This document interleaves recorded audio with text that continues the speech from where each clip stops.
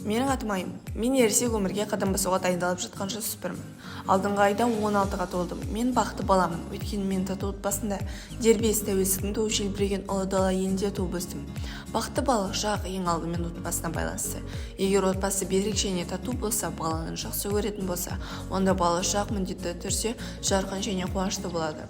Ата-ананы таңдамайды деген халық сөзі бар, және бұл сөз менің отбасыма қатысты емес екеніне қуаныштымын. Менің жолым болды. Менің отбасым маған ең қымбат және жақын адамдардан тұрады. Алғашқы күндерден бастап мен отбасымда мейірімділікті, жылулық пен қамқорлықты сезіндім. Ата-анам мені қоршаған адамдарға деген сүйіспеншілік пен құрмет сезімін тәрбиелеп келеді. Олар мені барлық жағынан қолдайды, көмектеседі және түсінеді. Біздің отбасымызда жылулық пен жайлылық ортасына құрайтын өзара көмек, бір-біріне қамқорлық және сүйіспеншілік бар. Бұл нағыз бақыт сезімін беретін нәрсе. Мен әр баланың анасы мен әкесі туралы осылай айта алғанын қалаймын. Бақыт туралы айта отырып, менің хоббиім туралы айтпай кете алмаймын. Күнделікті өмірімде бисер мен түрлі түсті серпімді безелерден, лестер жасаумен, тоқу, айқаспалы тігістермен, сурет салумен айналысамын. Бұл өте көңілді. Тағы да мен бос уақытымда кітап оқимын.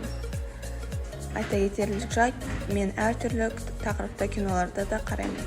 Сүйікті тақырыптардың бірі қиял, детектив және комедия. Мен электронды басымнан гөрі жазба басымын жақсы көремін. Сол себепті мен Марвиннен көптеген кітаптарды алып оқимын.